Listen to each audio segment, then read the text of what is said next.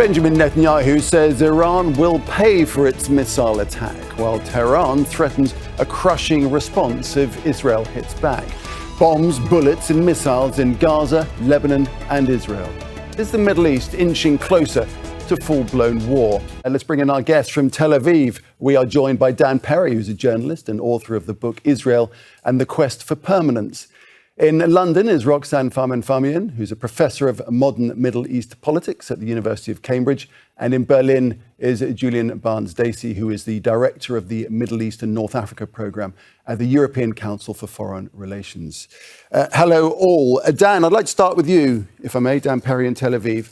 There's a piece that you wrote, I'm guessing it must have been pretty soon after the Iranian attacks last night, laying out three possible courses of action. And I think it'll help our discussion if I just very quickly go through them. One, a more symbolic response against Iran, taking into account the fact that Iran did telegraph the attack and no Israeli lives were lost. Two, a tactical strike on Iran, perhaps against oil installations, forcing Iran to reconsider further retaliation. Or three, a third path, you said, an attempt to overhaul the region's balance of power, where Israel might use bunker-busting bombs to cripple Iran's nuclear facilities, destroy oil facilities, blockade ports, which would, of course, in my words, bring with it implicit danger of the war spreading further afield.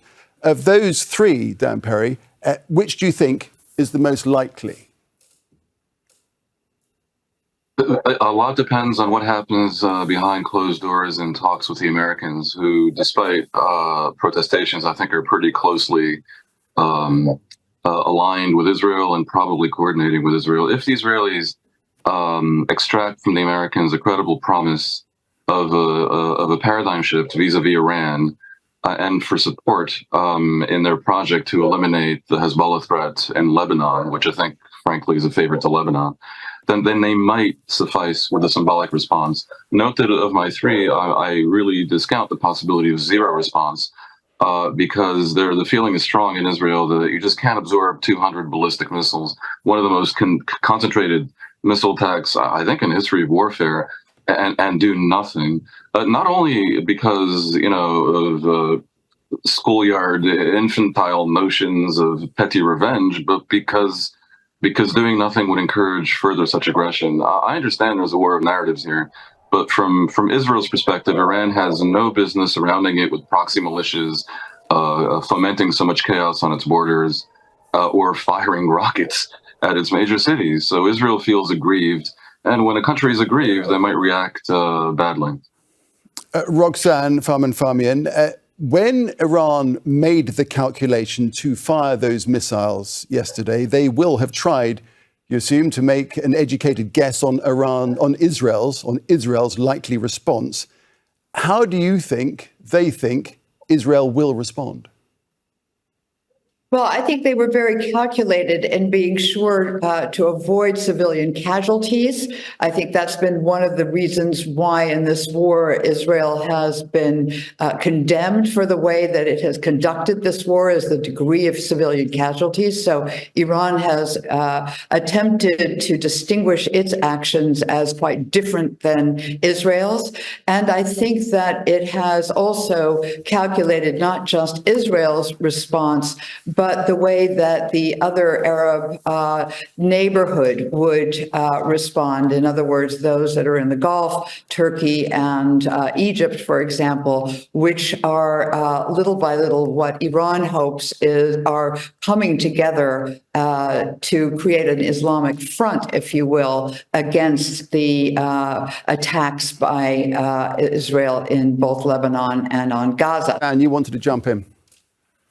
Well, yeah, I certainly understand the importance that no one was killed in Israel, and it is frankly amazing, and I think testament to many things, including the American assistance, the impressive quality of Israel's air defenses, and the fact that Iran appears indeed to have tried to limit its own success by telegraphing what it was going to do to the Americans and the Russians. That said, the idea that Iran targeted military bases, with respect to my colleague in London, it's pretty close to absurd. I was in the center of Tel Aviv, conurbation of 3 million people, and there were interceptions going on over my head. Now, You can say it's based at military headquarters right in the center of Tel Aviv. Sure, you could say that. You could say the bomb that landed on the Herzliya beach was, a half mile away from one of the Mossad headquarters, and you can pretend that's relevant. It trashed a restaurant and landed closest to a major condominium apartment building.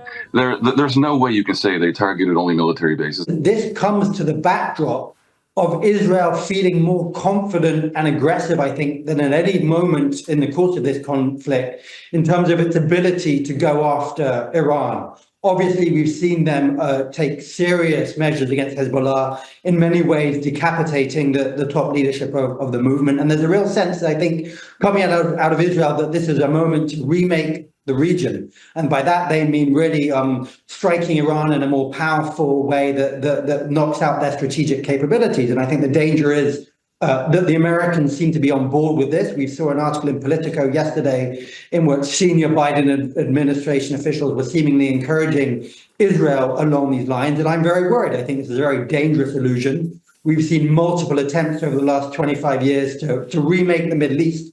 And on every occasion, it leads to more conflict, destruction, and state collapse. And I don't think the Iranians will not respond to a more serious attack in kind. Dan, the former Israeli Prime Minister Naftali Bennett, he tweeted earlier that Israel has now its greatest opportunity in 50 years to change the face of the Middle East. We must act now, he said, to destroy Iran's nuclear program, its central energy facilities, and to fatally cripple this terrorist regime. We have the justification, he said, we have the tools. That's a former Prime Minister, Dan, saying the moment is now. The appetite is pretty evident there in Israel. Yeah, look, you have to understand, Israel is a deeply divided society as regards what to do with the Palestinians, and should there be a state in the West Bank, a few miles from Tel Aviv and Jerusalem, perhaps being taken over by Hamas. These are complex issues where Israel is badly divided, and Netanyahu's policies are not popular. But Iran's chaos project in the region, support for the Houthis, which have brought 500,000 casualties to Yemen, support for Hezbollah, that I believe is detested by most Lebanese, support for the Shiite militias in Iraq, and especially the nuclear program, which is not an innocent nuclear program by France. This is a nuclear program run by an aggressive theocracy that has more than hinted that it wants to destroy Israel. This stuff is basically consensual, and it's consensual in Israel that this whole thing is unacceptable. Now, indeed, for a country of 10 million to take on a country of almost 100 million is generally not that great an idea, and there is respect for Iran's ability to defend itself, or at least defend its right to commit this aggression. So I think Israel has been careful about taking on Iran directly, but the idea that if at all possible, the non-democratic totalitarian theocracy in Iran must somehow be compelled to end what I'm calling its chaos project, that's pretty popular. And the question becomes a practical one. What is the cost? Can it conceivably work? And as I suggested in my first response, I think much will depend on whether they think they can get the Americans behind them. And there is a ticking clock that is Iran's effort to achieve a nuclear weapon, at which point it will be very impossible, very difficult, and perhaps impossible to deter. Now, you can talk about escalation all you want. Would you have told Winston Churchill in 1940-41 not to escalate? And first of all, just come back to that and talk to us a little bit about what Dan was saying about this, the shadow of the nuclear project. Well, I think that I certainly agree with him that this war, particularly against Hezbollah, has brought many in from what we see on the outside, many in the Israeli community and society together. I think we're seeing polls where the support for Netanyahu has risen in the way he's conducting the war. He has succeeded in taking the international gaze off of Gaza, despite rising deaths in Gaza. And I think it's extraordinary that in many ways, likewise, we're not hearing anything about the hostages. So I think he's setting out on a much larger project. And the question that I would like to raise in this is something that no doubt those in Iran are also thinking about, perhaps already having been in a situation like Israel, in that it is alienating itself from the larger region enormously. I think there is a case to be made that Israel is becoming ever less absorbable in the region. And I think that that is an outcome it's got to think about if it's going to continue this campaign against not only its neighbors, but against Iran. So about its nuclear... Yes, go ahead. Yeah, no, sorry. So, Dan, let me just give you the chance to come back to that, and Julian, we'll come back to you. So any concern on that feeling of ostracization, that this ongoing violence or the ongoing route that Israel is on will continue to ostracize Israel in the eyes of many elements of the international community? I think it certainly is a concern. I think Israel's government has utterly failed in public diplomacy. I don't think they've conducted themselves very cleverly in Gaza. By the way, the deaths in Gaza are not rising. In fact, they've been far less rate than before. It's very low web. I don't think Israel's attacking its neighbors. I think Israel is attacking Hezbollah in Lebanon. I think Israel feels aggrieved by what she correctly says is its abandonment in much of global public opinion. But they mostly care about what the U.S. does. The U.S. appears to be behind them, and to underscore, whereas Israel's policies vis-a-vis the Palestinians are, in my personal opinion, misguided to the point of suicidal in the West Bank in particular. This issue with removing Hezbollah from Lebanon, I think Israel thinks that this is not going to be so unpopular in the Arab world. Note that Saudi Arabia has been holding up aid to Lebanon because of Hezbollah's influence in Lebanon. How dangerous a moment is this for the world? Well, obviously, it'd be hugely dangerous. And I think it's also just worth pointing out that the kind of your option 2 is quite easily a track towards option 3. We start going back and forth in terms of attacks, and I think we quite quickly end up in something wider. Obviously, a conflict that engulfs the entire Middle East, a more direct, full-encompassing conflict between Israel and Iran would be incredibly worrying and serious. We could see serious and wide-ranging attacks by Israel, but I think we're probably underplaying what Iran could still do towards Israel, and also the capability of Hezbollah to launch wider attacks on Israel. Roxanne, where is the off-ramp as far as you're concerned?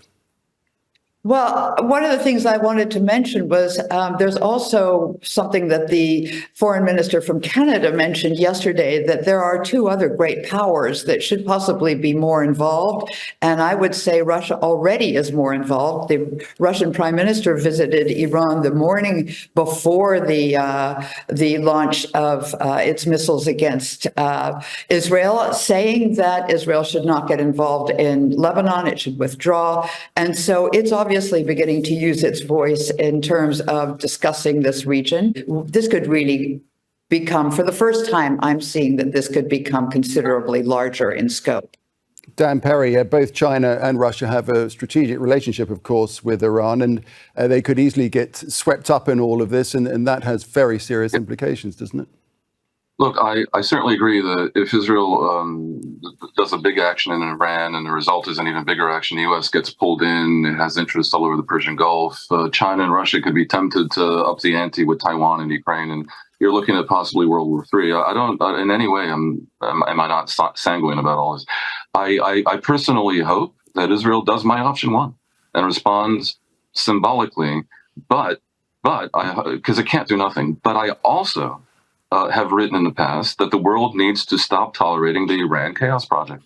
And I think Israel will be in the background asking the U.S. and the EU and NATO to promise that they will, shortly after the U.S. election, go to Iran and say, no more proxies, no more nukes, no more long-range rockets, no more insanity, else we will face consequences. Now, whether those involve blockading its ports or degrading its oil installations or bunker busting its nuclear program, I don't know. But I think the U.S. might actually do this, because there's a ticking clock with nuclear Iranian deterrence coming up. And the idea that Russia is a good faith interlocutor, or that Iran is somehow a positive player in the Middle East, guys, friends on this panel, it's absurd.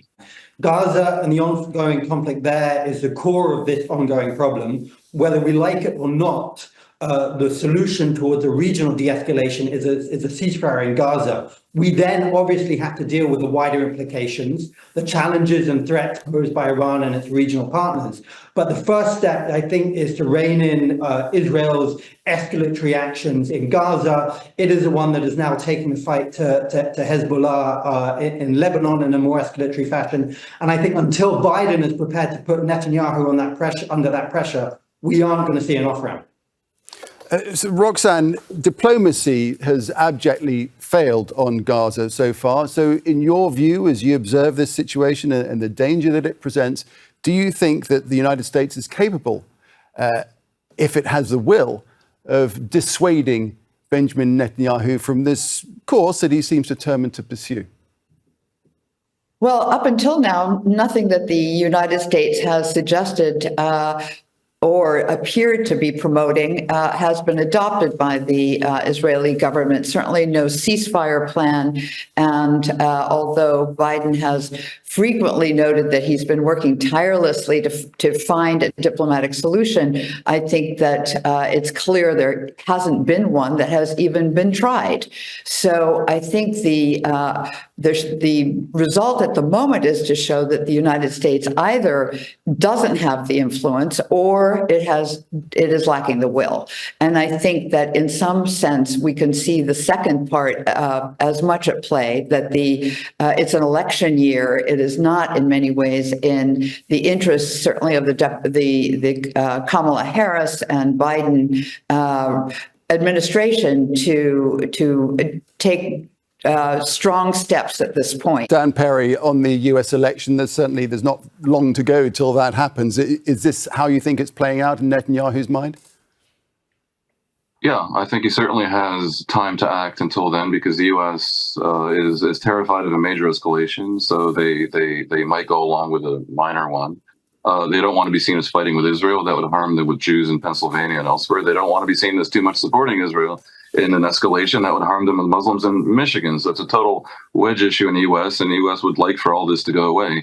But I think part of the complexity here is that even though some may be sanguine about a so-called ceasefire that leaves Hamas in power in Gaza, Israel has trouble with that scenario, and so does the U.S., which is why they haven't that much pressured Israel. There's this notion that Israel refuses a ceasefire because they like to fight. Let me assure you, they don't.